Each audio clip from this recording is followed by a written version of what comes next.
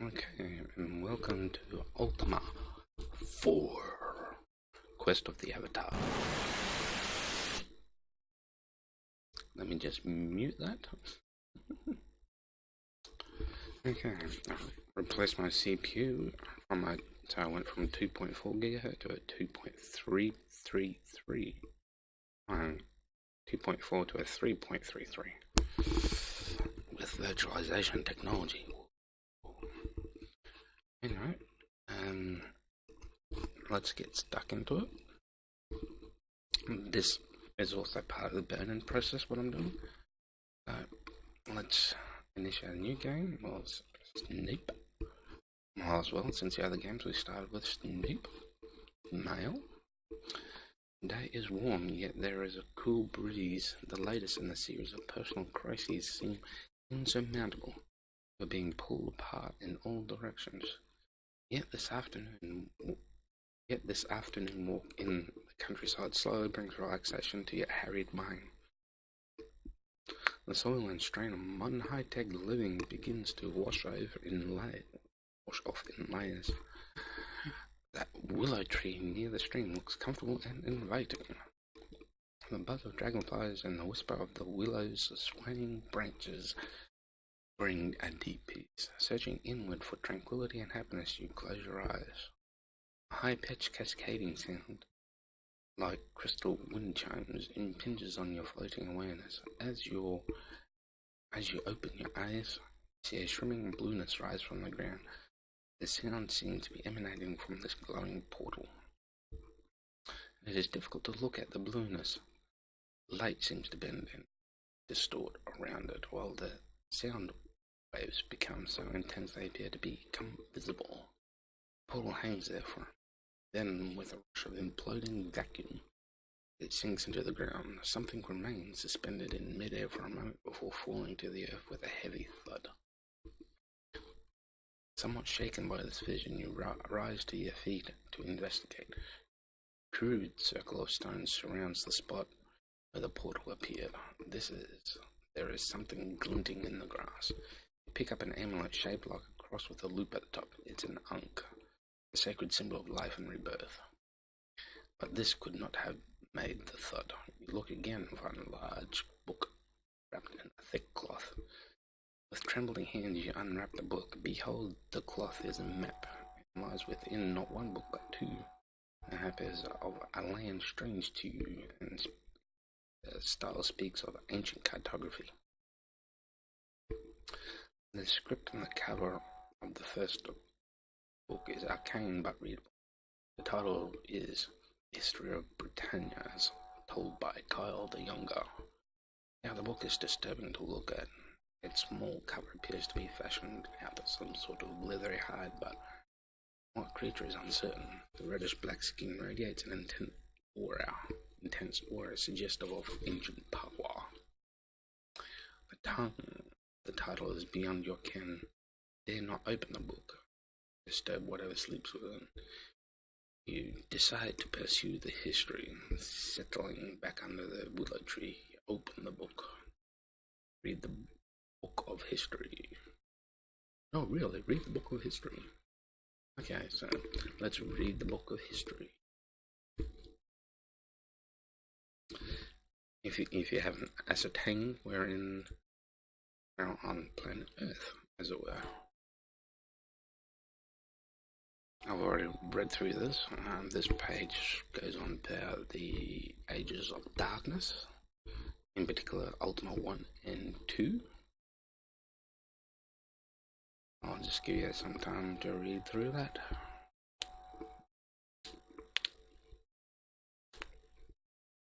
Pause the video if you haven't finished it. Beginning of this page talks about Ultima 3 and Iolo the Bard, which is, we'll get to know Iolo the Bard very well in the future. And the second half talks about more or less the past 20 years.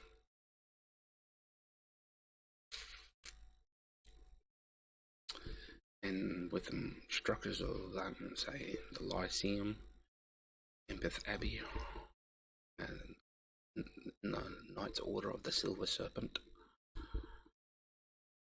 Those three.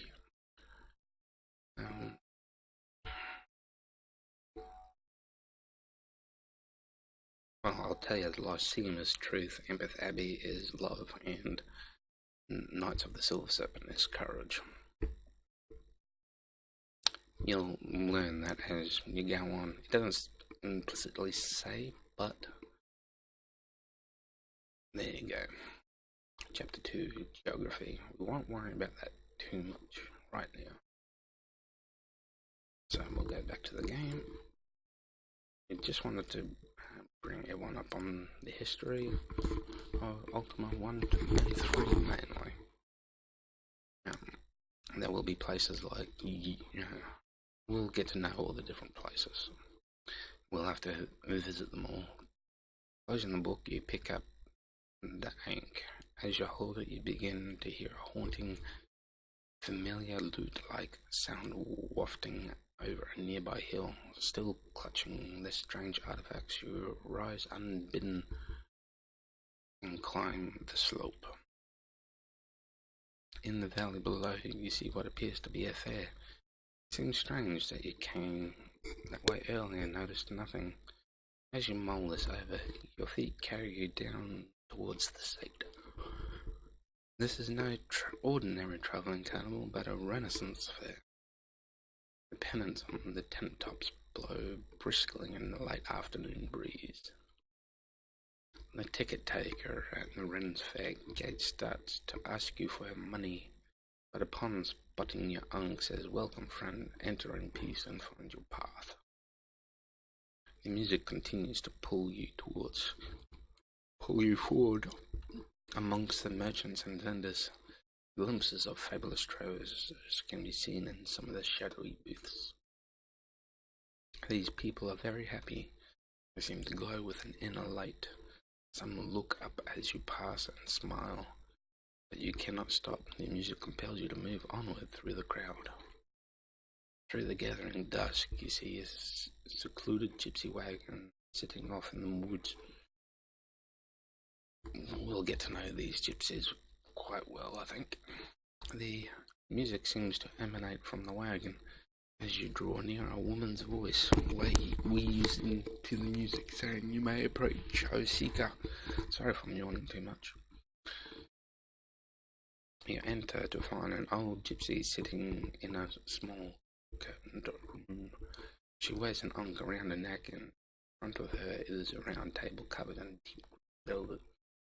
The room smells of heavenly incense, and you feel dizzy. Ooh. Seeing the Ankh, the ancient gypsy, smiles and warns you never to part with it. We'll carry it around with us throughout the entire series. We have been waiting for such a long time, 20 years. At last you have come. Sit here, and I shall read the path of your future. Upon the table she places a curious wooden object like an abacus, but without beads. In her hand she holds 8 unusual cards. Let us begin the casting. This is where we create our character. With attributes and other such things. The gypsy places the first 2 cards upon the table. They are the cards of valor and justice. She says, "Consider this. Thou hast been sent to secure a needed treaty with a distant lord. Thy host is agreeable to the proposal, but insults thy country at dinner. Dost thou bear the slurs, or justly rise and demand an apology?"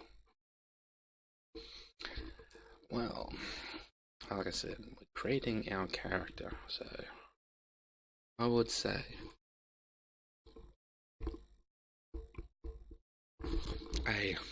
this entire scene will become familiar in Ultima 9 as well.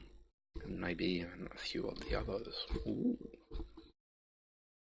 So we'll valiantly bear the slurs. The gypsy placed two more of the cards upon the table. They are the cards of sacrifice and spirituality. She says, consider this. Thou hast spent thy life in charitable and righteous work.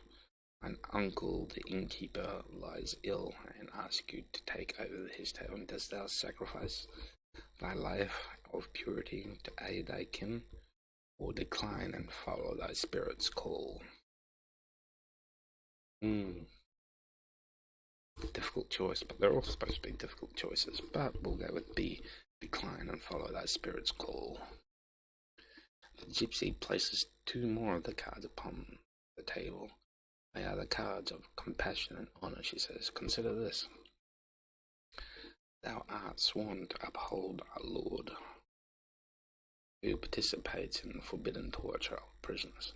Each night their cries of pain reach thee. Dost thou show compassion by reporting the deeds, or honour thy oath and ignore the deeds?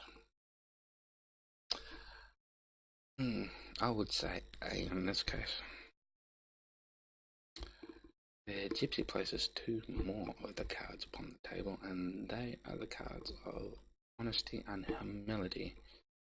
She says, consider this. If you haven't figured out, I'm trying to play in a particular route, and I'll probably explain some of it afterwards, but for now we'll just keep going. Thy Lord mistakenly believes he slew a dragon. Thou hast proof that thy lance felled the beast. When asked, dost thou honestly claim the kill and the prize, or humbly permit thy Lord his belief? We'll go B. The gypsy places two more of the cards upon the table. They are the cards of spirituality and humility. He says, consider this. Thy parents wish thee to become an apprentice.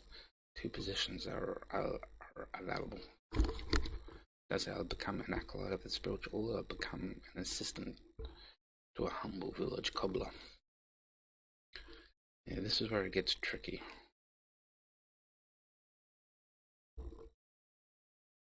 Because I believe the black beads presents warrior type abilities and attributes, whereas the white one I believe is wizardry type attributes. In this case I would have to go humility, B. The gypsy places two more of the cards upon the table. They are the cards of compassion and valor. It says, consider this. Thou dost manage to disarm thy mortal enemy. Duel he is at thy mercy. Dost thou show compassion by permitting him to yield, or slay him as expected of the valiant duelist? Let's see, if we keep, well, not that I have been choosing, but if we from start beginning, if we keep choosing valor, honesty, and stuff like that, like in this case if we choose B, we'll end up as a more of a knight kind of thing. So we'll show compassion. The gypsy places the last two cards on the table. They are the cards of compassion and humility. She says, consider this. As one of the king's guard, thy captain has asked that one amongst you visit a hospital to cheer the children with the tales of thy valiant deeds. Dost thou show compassion and play the braggart, or humbly let another go? We'll go B. With the final choice, the incense swirls up around you. The gypsy speaks as if from a great distance, her voice growing fainter with each word. So be it. Thy path is chosen. There is a moment of intense, retching vertigo.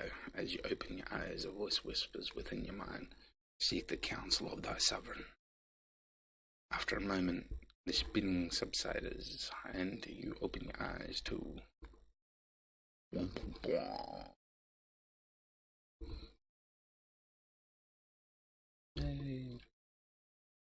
And we ended up being Shepherd. I think the name changes later on, but we should be fairly well balanced between strength and wizard type attributes. So, as you can see, we've got 19 strength, which is not too bad. Could be a lot worse if we chose a wizard path. We probably would have had a lot less. If we chose a warrior path, we probably would have had a lot more. And those cards are all about choosing your path. It's hard to explain how each card works, but essentially you get like a choice or two cards, usually opposing each other. Ooh, look at that, Moongate appeared. Well, time's still passing, and we're still looking at the stats, are we? Yeah. Next. I was essentially going for a ranger type one, and that will become apparent in Ultima 9.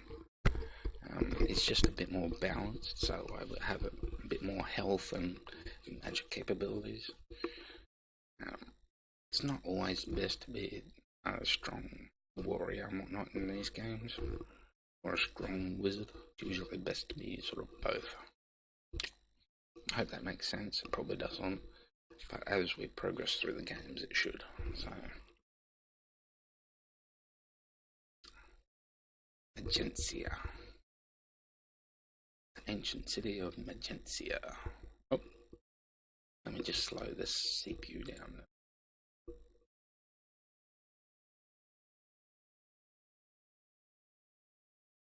Yeah, that looks better.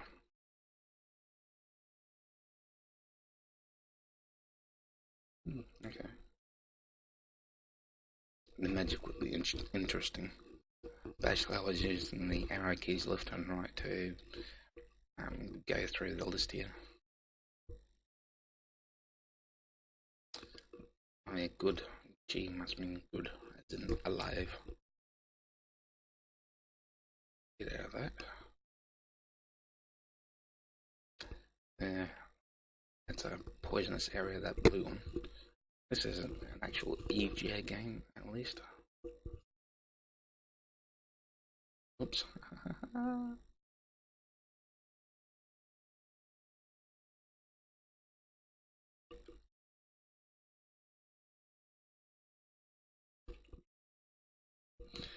Natural Bane. I don't know.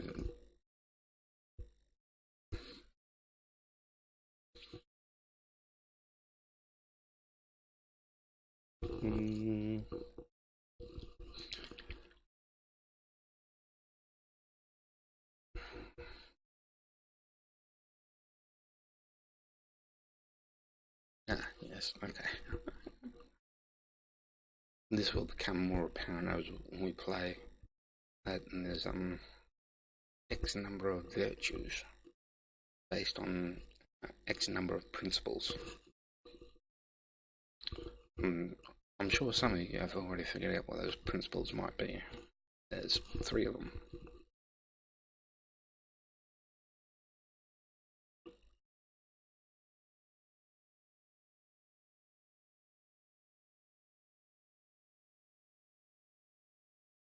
The avatar which is who we are. We're supposed to take on the sort of role of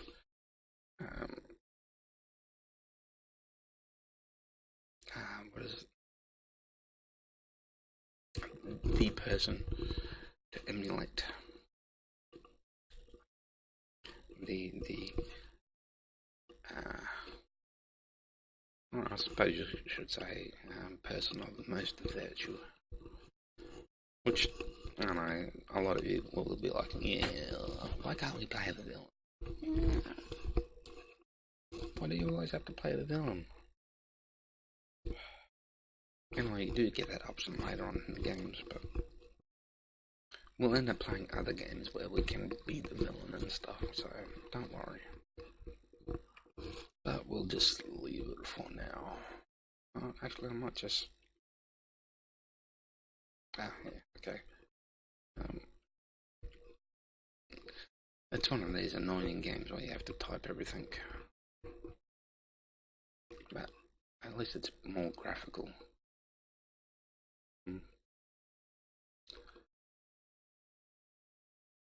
We might just abscond from here, I think.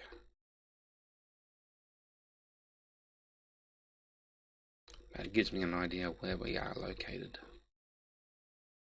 So I just have to wait for the portal to reappear.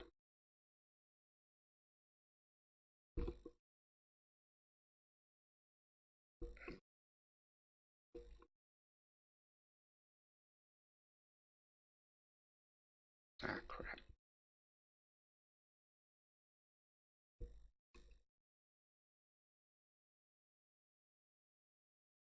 What reagents do we have?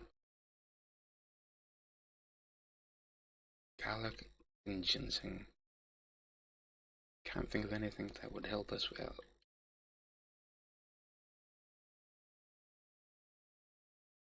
Fireball. Tick missile, none left.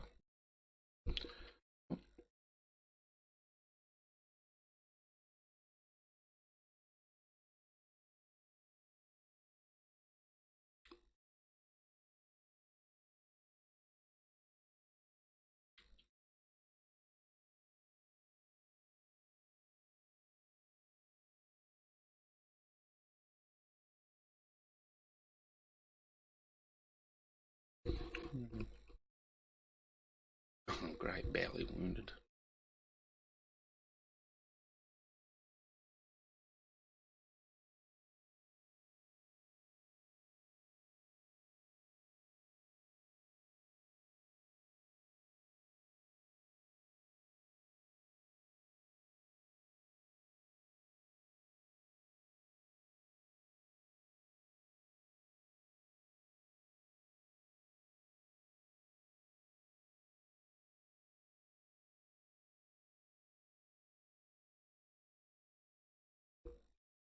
Come on.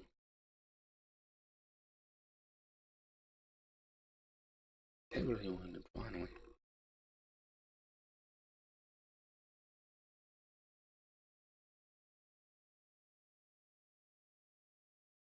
Serpent critical.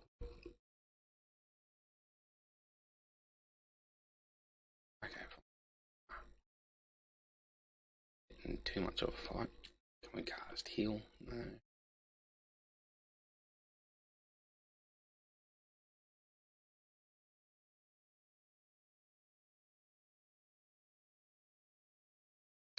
I'm gonna have to pay a visit in here.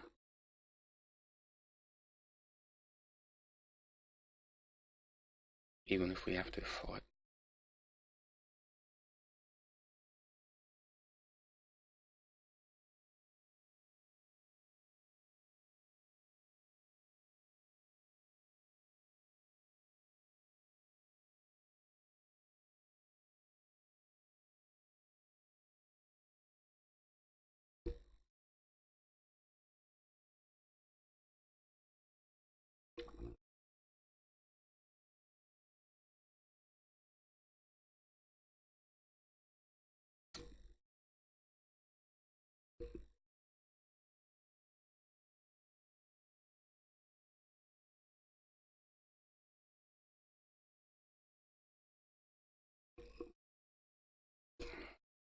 Cast cure.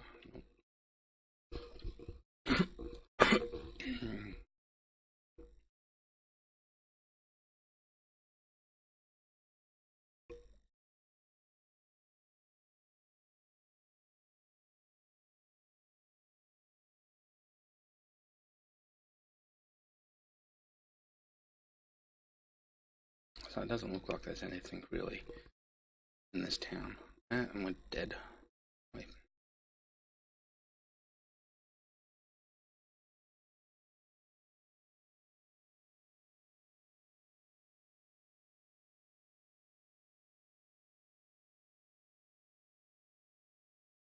Being resurrected.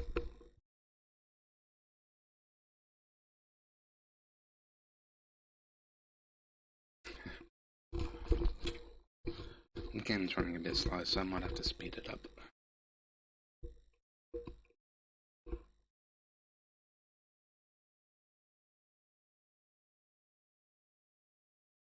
Yeah, we're Lord British. So obviously his resurrect magic has gotten a lot better. That gives us a shortcut to Lord British. So I think we're sort of meant to die. Anyway. At long last, Snape, thou hast come. Waited such a long, long time. Upon new ages upon Britannia, the great evil lords are gone, but our people lack direction and purpose in their lives. A champion of virtue is called for. Thou may be this champion, but only time shall tell. I will aid thee any way I can. How may I help thee?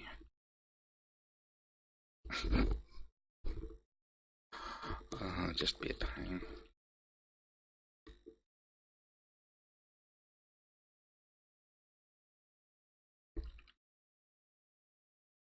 Here we go.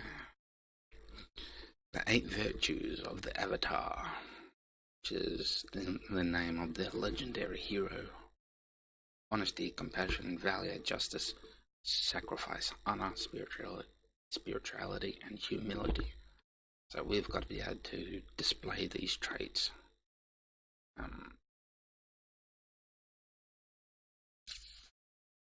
So I'll get to that later.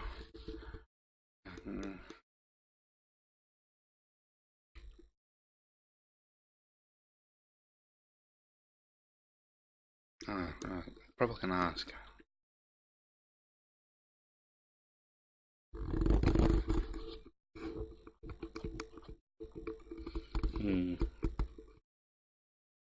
So we can ask about all the different virtues.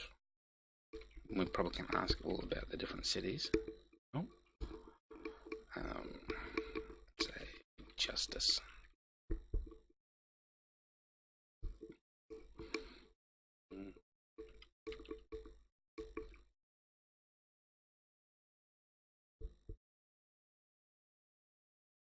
This will just give you an idea of what all these virtues are about.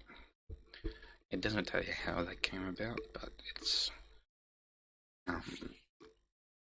the warping of the world from destroying the 3 evil lords from the previous game, so that have sort of led to this. The shrines were created by Lord British in order to help unite the world and the lands in a way, and to provide guidance when needed. We've done justice, honesty, sacrifice,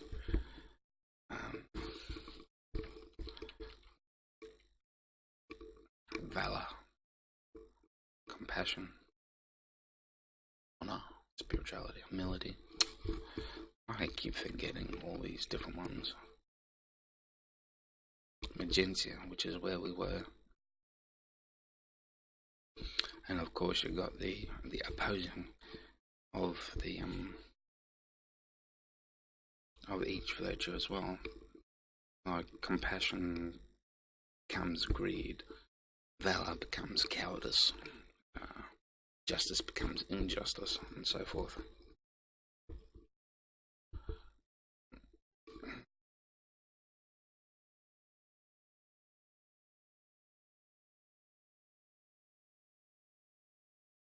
And the Cape of the Heroes is south.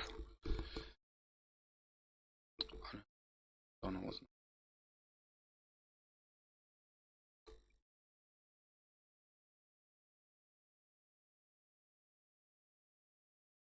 Oh, I've already done that one.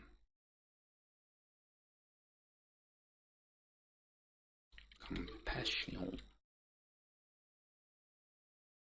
which is where we are.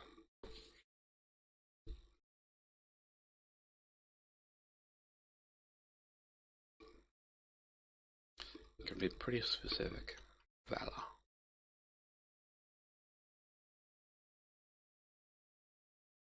and spirituality.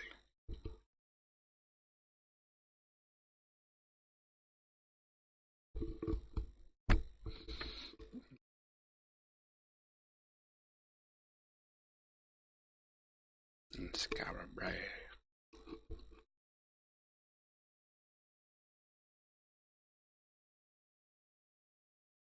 Spirit wood.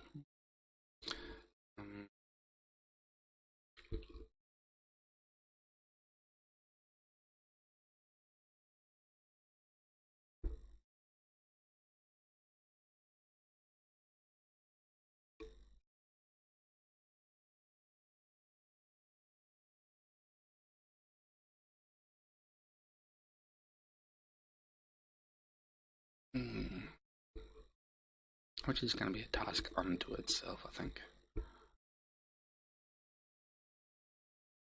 Yeah. So, we'll just say bye for now.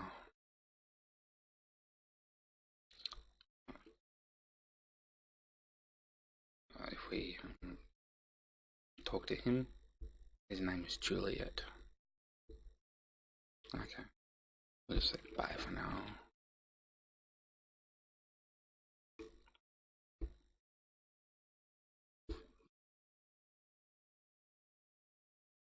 That's rude. I'm just a twin. Okay.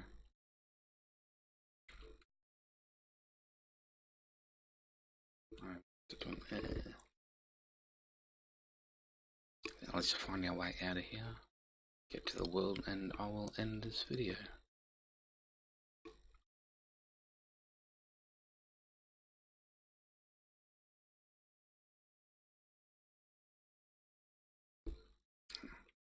And that's what an unk looks like if you don't know what an unk is.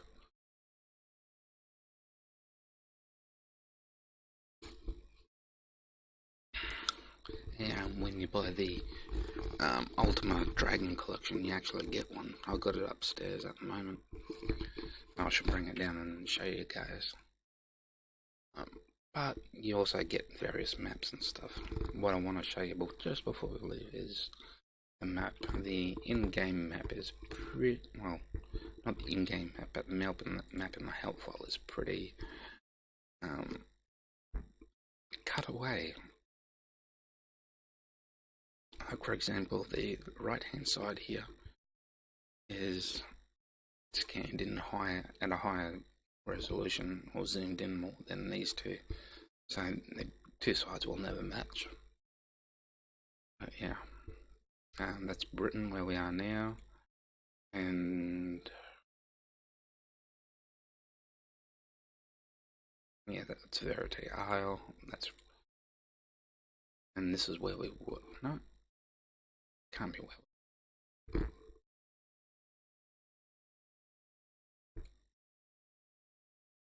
Must have been where we were. Although I noticed it cut off there, kind of thing. But Serpent Spine, Britain. I'm not sure what that town is.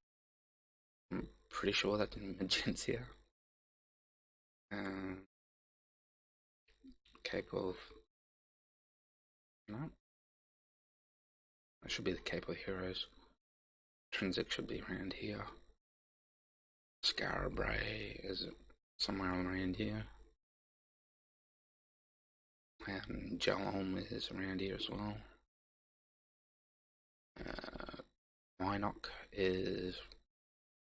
should be here. And you should be here. Or here, one or the other.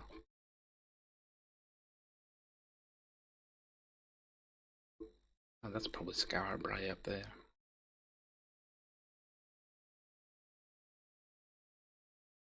Okay, but just to make it look a bit better for you guys, we'll just show you what I found. Another map that someone else scanned in.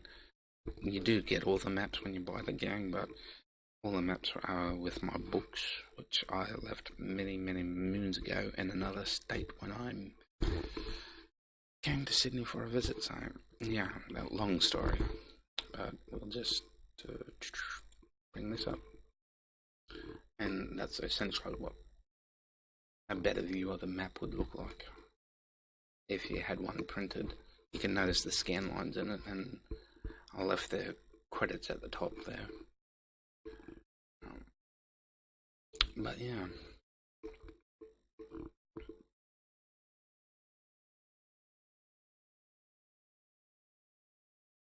No, you can see the cursor. No, you can't. My cursor. Anyway, I'll label them and convert all the names to a bit more English. But yeah, I will see you in part 2, and we'll go from there. I'll try and visit one shrine and one dungeon as we go, and maybe one town as we go. And that should fill up roughly 30 minutes. There's 8 towns, 8 main towns, 8 shrines, 8 dungeons, and all that sort of stuff. 8, 8, 8. So, yeah, we'll catch you on the flip side.